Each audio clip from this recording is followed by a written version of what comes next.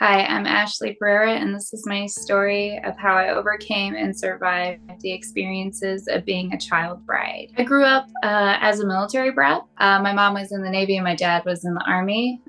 25 years in the Army, and we traveled every 2 or 3 years. I have an older brother. He's 15 months older than me. And we kind of settled down in Alabama. Being an Army brat was really tough. We were never in a specific area or place for more than 2 or 3 years. So I was never able to really develop a lot of friendships. So it was really my brother and I who had most of the bonding there. We attended church a lot growing up as a kid, and my family was very religious, and we also homeschooled for part of that time. So my elementary years, mostly when it was homeschooled or in a private Christian school. My family had very, very strong beliefs, so we were limited to who we were allowed to hang out with. How I met my youth pastor was when we were both working in parallel stores. So I was at an art center teaching kids arts or volunteering, and he was at a Christian supply store. And he got to know my mom, which she would go in there often for homeschool supplies, and offered for me and my brother to attend his youth group. And that's how I met my youth pastor. So Jason, youth pastor, was 24 and I was 14 years old. My brother went to his high school youth group and I went to the middle school youth group because I was still technically in middle school. When I started attending the youth group, Jason was very relaxed. Very easygoing with the way that he taught things. He was easy to talk to. His demeanor is just super sweet and nice and knowledgeable. He felt like he was putting himself more on our level at that time. And I think a lot of the kids there felt that way. I really looked up to Jason at that time. I really enjoyed the way that he spoke in his sermon. So the way that we got closer was through my mom. My mom would often invite him after church for lunch, to our house. He was single. So it was kind of weird looking back that he would just be around our family all of the time. I was homeschooled. I had not a lot of friends. I was struggling with my eating disorder. I was struggling with my confidence, and he was kind of putting himself forward as that friend. We would go, to the gas station and get sodas and then come back and, let's go see a movie. Let's do this and come back. And my parents were just totally cool with it. I mean, it was pretty quick that things escalated. Being 14, a few weeks is a long time, So I definitely would say that things started to progress when my family offered for him to come live with us. He was single. We had an extra room. He was trying to go to college and couldn't really afford to be on his own. So my mom invited him to come stay with us. So he rented a room for my parents. I don't know if he actually rented it, but he came to stay with us. And things kind of escalated from there. There was a lot of tension there. I looked up to him. I kind of had this teacher crush thing going on. And he kind of just was okay with it, I had lost my virginity after in my parents' den basement to him after watching a sermon.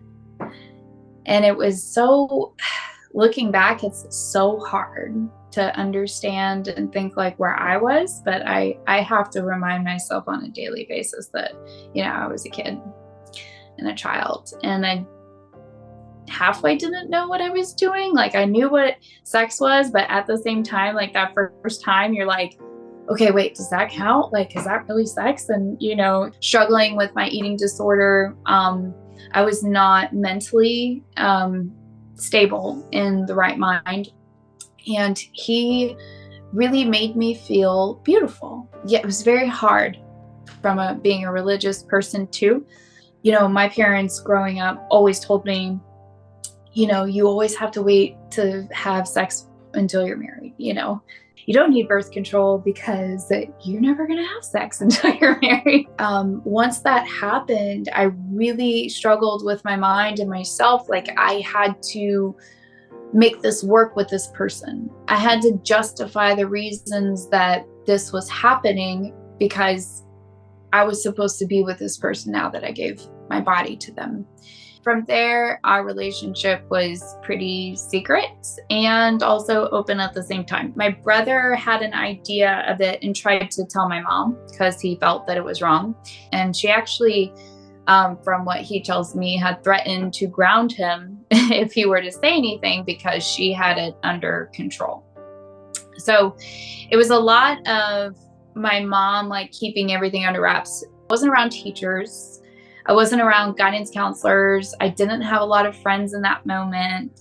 And my dad did not know whether it was an oversight or he was actively pretending like he didn't want to know or whatever was going on that end. It was definitely a secret. The church didn't know. My life in the house was interesting because I would homeschool myself during the day. He would go to work at the Christian supply store. And later in the afternoon, I was around both my parents. Jason and I would go hang out somewhere or something. And then if any sexual activity happened, he would either have to take me away from the house or, figure out something secret in the house because my dad didn't know. And I felt like I couldn't say anything because I wanted to protect him. If I were to say something and he were to get in trouble, my mom would be mad at me. That was the only person that I could possibly have a relationship with the rest of my life because I gave my body to them. That's what I was taught. So it just didn't say anything for the longest time. I got pregnant before we technically got married. Sexual activity started when I was 14. And then it went on until I was 15, and I got pregnant the November of 2006. And it was really weird because, I tried to stop multiple times. I knew that something was just really terribly wrong when he was intentionally trying to get me pregnant, potentially. I didn't want that. Told him that we couldn't continue our relationship. And there was just some manipulation.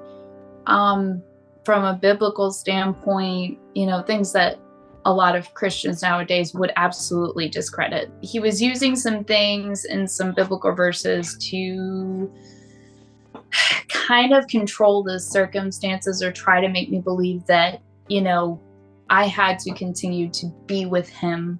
Otherwise, I would never be able to be married again. I would never be able to do anything again, that it's my duty to be with him. My dad probably didn't know, probably knew, but maybe didn't want to know, didn't see anything in plain sight, so didn't want to think or believe that something was going on, until I came to him and I said, I'm 4 months pregnant. He was furious. He was so shocked. Unfortunately, my mom had kind of a control over him. Jason sat them down and said that he would take me to a different state in order to get married without parental consent if they didn't consent to us getting married in order to attempt to protect him from being incarcerated or charged. He kind of sat with it for a minute and probably talked with my mom, and my mom knew the whole time. I was 15 when I got pregnant with my current kiddo. I thought people could be accepting of it if we got married. My parents thought that too. And Jason pleaded and, was saying, hey, we need to get married. We need to get married. I'm going to get in trouble. I can't go to jail. this is our responsibility. I didn't want to be a single mom. I didn't want my child growing up with a father in prison for some reason. And maybe I just knew this subconsciously, that my parents weren't going to protect me necessarily, even though I had a child. I knew that they probably weren't going to financially support me after a while. Holding on to him for a very short time was because I wanted to be protected. I got married 4 days after I turned 16 because it was illegal to get married at 15. We stayed in my family's house. I was just raising a kid. He worked a graveyard shift, so I never really saw him. Would sleep all day. I would take care of the baby. My mom would take care of the baby. I got a job working as a hostess at this restaurant. And finally, I'm around people other than my family and Jason. And these people heard my stories. And I remember this one manager, and I was just telling him, with a bright smile, trying to oh, everything's normal, everything's great. And he looked at me and he was like, wow, that's fucked up. And then he turned around and walked away. And that was the first time I said, oh. And people started reaching out to me saying, hey, if you need $20, if you need $30, if you need a place to stay, and I was just, I didn't understand why these people were being so gracious and sweet and kind until it just clicked with me, the age difference. And how could a 25-year-old man have a relationship romantically, sexually with a 15-year-old? And that clicked when I was 17. I took a paycheck, $300 paycheck, and the clothes on my back, and I told my mom I was not coming home and I was going to figure it out. I took my paycheck to a lawyer and had to emancipate myself, had to have a divorce at 16, 17. Looking back, I'm like, wow, how did I do that? My parents' reaction to me saying I was going to leave and not come home was, fine, leave, go. If you think you could be an adult, go be an adult. They said they would not support me in their house. By the way, Jason was still living there with my parents while I was not living there. So they said if I wanted a divorce, that they would not support that from a religious perspective. So I said, okay, so be it. After I left, I got another job. I enrolled in college. I could not find a place to live because I was 17. So this attorney that I worked with, he was so kind. His name is Tad Morgan. And he represented me pro bono to be emancipated from my family, because now that I was divorced, I was a minor again. And because my parents wouldn't accept me back in the home, I would end up in foster care. And I was like, well, I can't go to foster care. And he said, young lady, if I had room in my own house, I would say, come on over. But he represented me in court. He got me a very quick court date. I was emancipated from my family, and I couldn't afford an apartment, even if I was emancipated. I was, 16, 17. I was still buying diapers. I was still trying to be a mom. I had my daughter from time to time, probably maybe 2 or 3 days a week, whenever I could. I didn't have a car. I was just struggling. I was working probably 60, 70 hours a week, making $8, $9 an hour. And then I enrolled in college. Really tough. And after a while, it kind of settled out, and I had more of a rhythm where I would have her. My best friend and her mom opened up a room to me, so I started renting a room from her.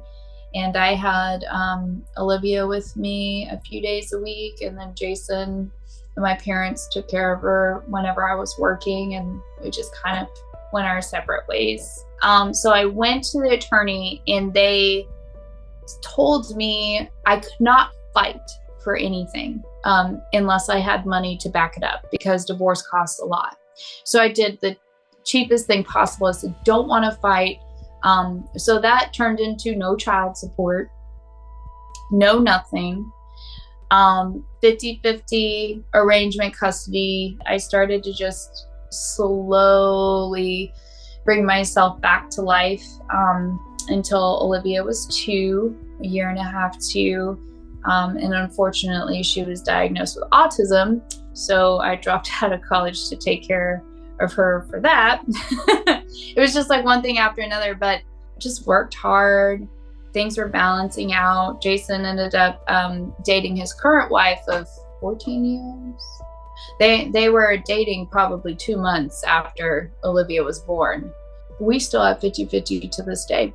And the courts don't like to recognize, what this person had done to me when I was 15. It's illegal. It's illegal. He was charged with it. He has it on his record. I have to see this person weekly, but I can't let this control my life either. Jason has never apologized. In court, in 2020, our child was going through some mental health issues, and we were going back and forth with custody arrangements again. And to his response to the whole situation was, she lied about her age. She said she was 18. The potential reason why that there's not an apology, that there's not, is because he would have to own up to his actions. My dad has sincerely apologized, and he is working through his own traumas for being so passive. He said his biggest regret as a parent is not protecting me. My mom, unfortunately, sided with Jason in 2020 for reasons I don't know. Maybe defending him makes her believe that it was never her fault. She doesn't have to own up to the situation if it wasn't wrong in the first place. I don't hold resentments or anger. I have an understanding of what she might be struggling with, and her outlooks with her own mental health.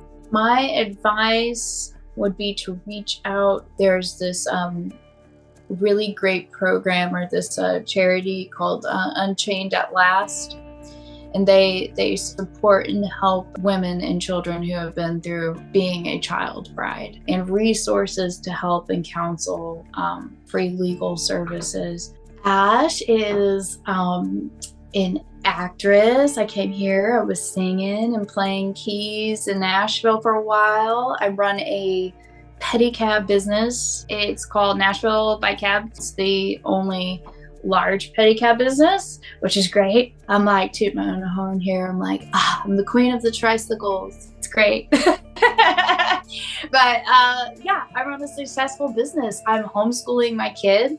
My kid is 15, beautiful, smart, kind, compassionate. I have a home. I'm just like, I have 5 dogs. I have all the dogs. So I have a new partner.